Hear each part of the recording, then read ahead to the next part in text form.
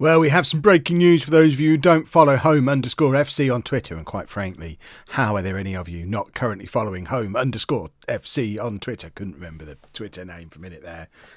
Dean Morris is gone, or going. More, I'll explain in a second.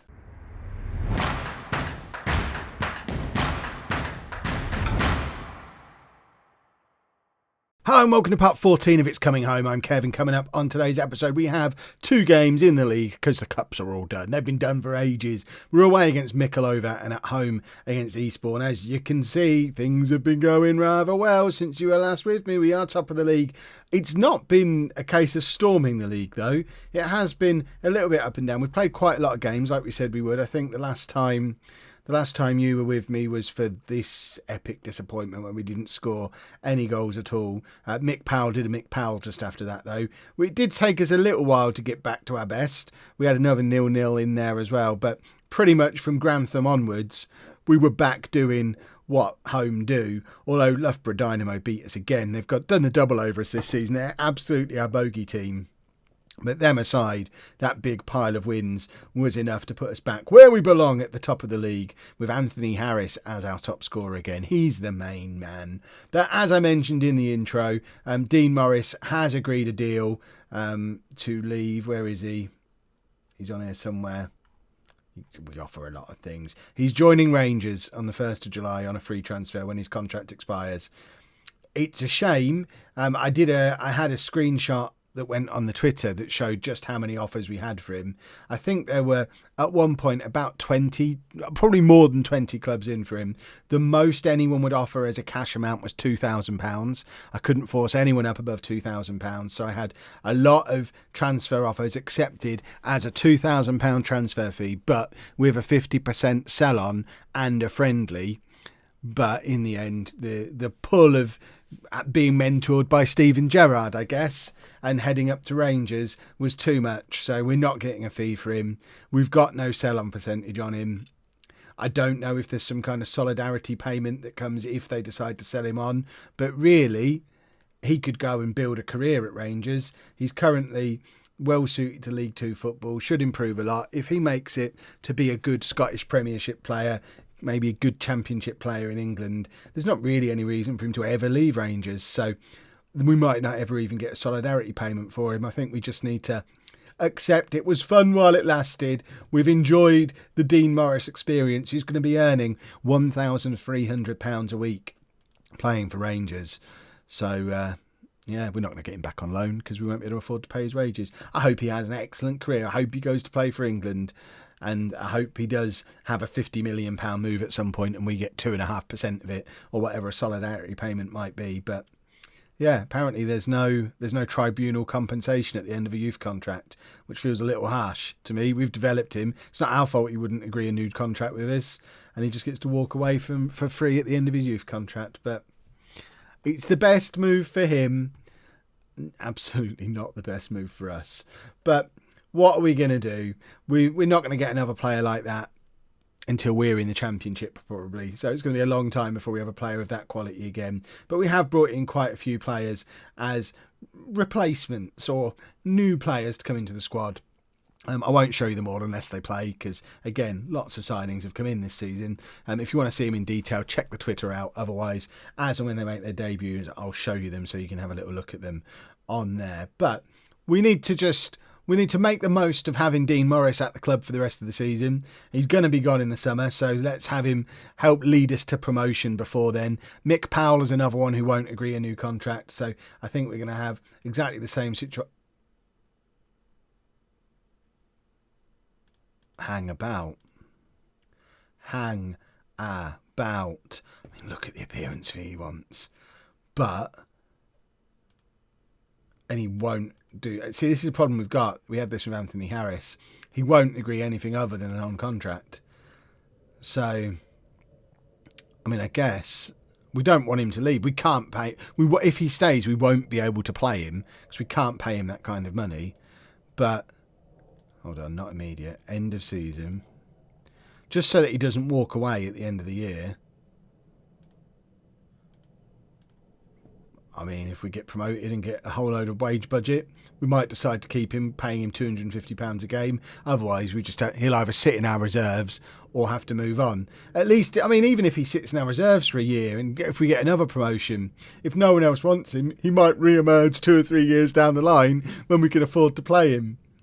What a mad situation. But Mick Powell has now agreed a contract for next season, so that's good news. Anthony Harris is injured today, that's why he's not in the team. But this is the rest of the team that are going to be playing against Mickleover. We've got new boy Beasley in goal, Harry Beasley. We signed him a little while ago. Took him a while to get into the team, but he got all grumpy. He said, look, if you're not going to play me, I'm going to leave. And star rating wise, he is officially better than Matt Yates, so I thought we better give him a go. So this is Harry Beasley, 3-star current ability, 5-star potential, made his debut in the last game. We'll play a few more while we decide if we like him more than Yates or not. That is just going to destroy me if that's how it works from now on. I can't have that order constantly changing. If anyone knows why it's doing that and how to make it stop, please let me know down in the comments. We've got Beasley in goal. A back four of Tomasi, Akoi, Beeston and McNally, with Morris at the base of the midfield, Parkin and Weeks ahead of him. Sheridan's our attacking midfielder behind Powell, and Seth Patrick, who comes back into the team. I mean, he's barely played for us this season. He looked so promising when he burst onto the scene last year, and he's not really done it since, but it's the advantage of non-contract players. He can stay around forever, and when we need him in situations like this, we can just bring him into the team. There you go. Seth Patrick starts. And hopefully Mick Powell does a Mick Powell today, because it's been very much the Anthony Harris show recently. He's been playing very, very well. He's been dragging us, kicking and screaming to some good results and dragged us back to the top of the league. But we've now got to do it without him because he got sent off in the last game. Right, assertive. Yep, we'll do that one. Let's show them why we're better than them. Oh, good. They're playing in red, we're playing in green, so I'm not going to be... As a red-green colourblind person, I've got no chance of working out what's going on today, so it's going to be some interesting commentary. Weeks is injured again. See, even on here, it's mixing up the order. What is going on? Why is it doing that? Oh, it's going to destroy me. David Lynch comes on. We're going to swap those two over because Lynch is a better box-to-box midfielder than Parkin. And that's probably a better midfield too. Anyway, I like playing Weeks because I like Weeks, but everyone keeps telling me that Lynch is my best midfielder and I don't really play him. So I guess I probably need to play him a little bit more. I'll get plenty of opportunity once Morris is gone. Beasley's held on to that corner beautifully. See, a good goalkeeper. I like having a good goalkeeper, although Yates made some excellent saves on our recent run of form. So he's certainly not a poor keeper, but I didn't want Beasley to disappear. Who is doing star jumps on our bench? Beasley again. Look, Mr. Sweeper keeper out here, keeping everything under control. Big ball forward towards Powell, but he doesn't win the ball. And now Mickleover have got the opportunity to break straight back at us. Luckily, they've taken their time doing it, so it doesn't matter that the goalkeeper was so far out of position. Amy Fern refereeing again. Is she going to send him off? Because the commentary said it didn't look like a foul, but she sent him off. We've been playing so well recently, and now you lot turn up, and it goes wrong. We'll stick Dean Morris into midfield. I mean, he's going to Rangers. He should be capable of playing in two positions at once, surely. So we'll just play without him as a holding midfielder, but have him kind of drop him back as a ball-winning midfielder, covering in that area. And our good run of form is going to come to an end with you watching, all because our midfield has been decimated in the first 17 minutes of the match. An injury and a red card. And now we've got to figure out how to do this with 10 men. Ball over the top. 10 men, none of which include Anthony Harris as well, who we all know is the real star of the show around here. Despite Mick Powell doing a Mick Powell every now and again, and Dean Morris being the man who gets the big move. Neither. I'd take Anthony Harris over both of them every single day. And Mickleover on the attack again. Akoi heads clear, but not very far. You can tell we're playing with a reduced numbers midfield because we're struggling to get to the second ball in midfield. Every time it's cleared, it's coming straight back at us again. I think we're gonna do quite well to come out of this game with a draw. How good are Mickleover Sports? Where are they? Oh my word, they're bottom of the league. Right, come on. Show some passion. We've got to beat this lot, surely. We're top of the league, they're bottom of the league, and we're actually struggling a little bit. I know we're down to 10 men, But, oh my word, I thought he was tucking that into the back of his own net. It's back with McNally again. McNally, big ball over the top for Mick Powell to chase. Surely he's going to score here, but no. It's straight at their keeper. Mick Powell does that a little bit too often for my taste. He's not as prolific a finisher as I originally thought he was. Sheridan with the corner, and that looked like it was in the back of the net. I don't even know who it was with the header, but I saw the net move, for goodness sake. Right, we need a plan for the second half, because whatever we're doing at the moment isn't really working, and I think I have a plan that I'm conjuring in my mind now. So we're gonna, can we stick? Yeah, this is what we're gonna do, because I think we're not. Patrick isn't playing well on the up front, so we may as well stick him on the right wing. Sheridan's not really been in the game, and the midfield looks outnumbered, so let's put an extra man in the midfield and try a bit of width. See if that makes a difference. Maybe. Right. Aggressive. I'm not happy with your performance, because I'm not. We should be thumping this team. It's not acceptable what we've been doing so far. But hopefully, now we're playing with a little bit of width. You never know. We might find a way through. And plus, it puts more of the focus on getting the ball to Mick Powell, who, although he's missed a bit of a sitter in that first half, he is the most likely to score a goal out of this bunch of players. We're accumulating a lot of yellow cards today, and I don't know why. Right, demand more. Come on, I know we're down to 10 men, but 10 men when one of them is Dean Morris, he's worth 2 players at this level, so it's still effectively 11 against 11, top against bottom. We should be winning this game. McNally, ball forward towards Powell. Powell intercepts. Oh, he did well to get hold of the ball, but snapped at the chance when he had the opportunity to just take the ball on and tuck it into the back of the net, but instead just whacked it first time and probably shouldn't have done.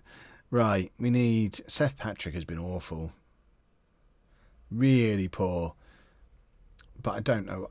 I don't know what I can do. I guess we could bring Marsh on and go back to the original system we were using. We gave the wide players 25 minutes. It made no difference.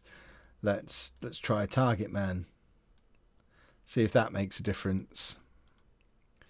We need to figure something out. Right, we've got a throw in here. Twomasi to Marsh to Lynch. Lots of space all of a sudden opening up for our midfield players. Morris out to McNally, where we've got a man on the overlap. Twomasi plays it into Lynch. Lynch scores. Finally, we find a way through. So many yellow cards knocking around on there as well, but we finally get the breakthrough, and I think this is probably time to bring on Shane Phillips and just secure up the midfield now. Sheridan can come off and we can just go to a flat midfield 3, because we were struggling to get hold of the ball in that midfield all the way through. So get Phillips on in there, and in fact we'll stick Dean Morris back there, put Phillips on that side as the box-to-box midfielder, because that's what we're training him to do at the moment. Lynch can play in that role, and Morris can do that. There we go. That seems to make sense to me. And hopefully we don't go and give a goal away now. We shouldn't do against this team, because we're better than them. But we've been really poor today, so you never know. Morris, big pass forward. It goes nowhere. Stephen Gerrard's going to need to teach him to do that properly, because that was poor. Very, very poor, but it's with Phillips in midfield. Lynch now tries to release Powell. Powell's got space to run into, but just stops. Plays it back to McNally. McNally into Morris. Morris had time to figure out what was best to do there and didn't really take it. Tomasi on the right-hand side, getting very, very far forward, and in the end being really wasteful, taking a shot on his weak foot from the edge of the area when he had actual attacking players ahead of him and midfielders in space behind him. It was just poor decision making there. McNally now, massive ball over the top to Powell, who's got space to run into. Surely Mick Powell this time. No. Look at the pace there from Powell though. That's ridiculous, and draws the foul. He had 3 red shirts ahead of him there and just sprinted past all of them. If he could finish as well as he can run, we'd be sorted. But then he'd probably be playing at a higher level. Tomasi again now. Plays it forward for Powell again, who gets in behind the defence. Surely, how many more opportunities is Mick Powell going to get today? We are very lucky that we scored the goal when we did, because Powell has been so wasteful, and we just don't look like scoring without Harris in the team. Beeston now, as you want a penalty. No, Beeston's going to get sent off now because Amy Fern's got a vendetta all of a sudden. She referees all of our games. Why has she suddenly decided she doesn't like us? All the yellow cards today, the red card. And we had a player fouled and injured that we didn't get any kind of I want to say compensation for. Where's our compensation for the injury? Right, that was pretty poor. We did get away with it today. At least it's another win on the board, though, but we need to be much better against Eastbourne in the next game. And hopefully we will be, because the man, Anthony Harris, will be back. Oh, I don't want to alarm you, but whisper it quietly. This could be the so-called Golden Generation.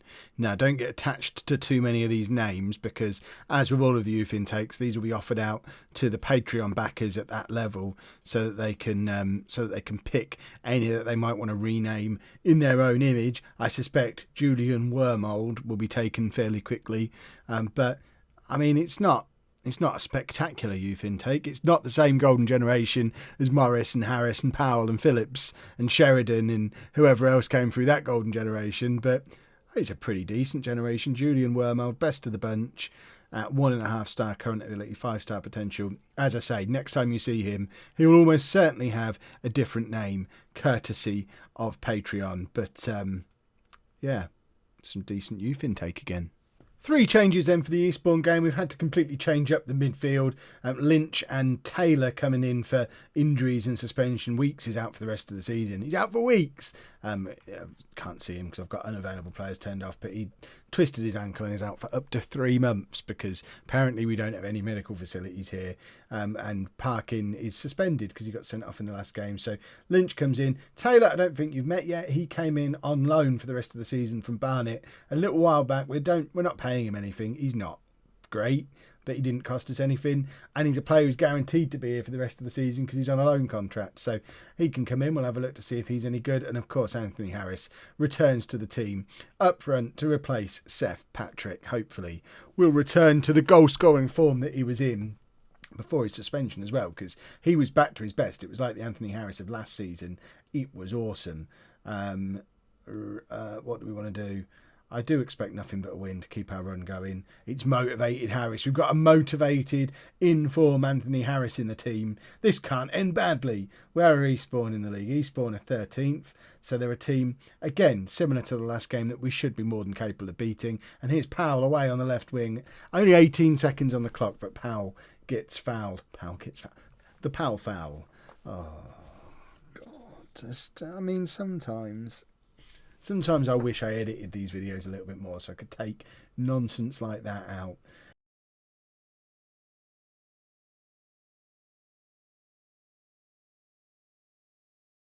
Right, let's see if having a man who wants to play for us makes a difference. So, confirm that change. What can we do? Let's demand more. We need more. More. They're going to score here, aren't they? I can feel it. Amy Fern knocking about the place again. Why is Tramassi all the way over there? He's the weirdest right back in the world. He plays everywhere. Phillips now plays it forward to Sheridan. Sheridan to Taylor.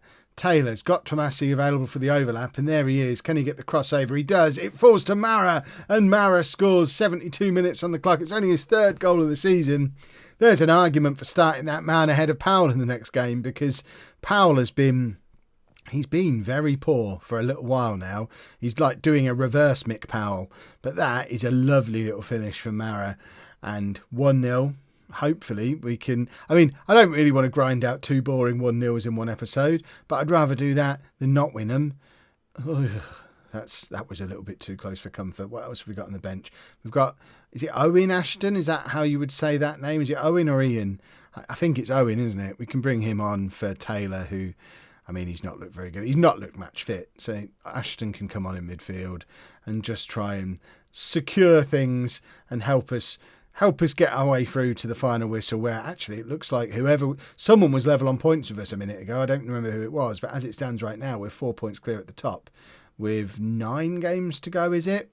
The league table is starting to look very interesting. As long as we don't give away a goal here. Giving away a goal here would be very, very sad, but we don't. It's full time. I think Stamford have just scored right at the death, so it's not going to be as big a gap as we'd hoped for.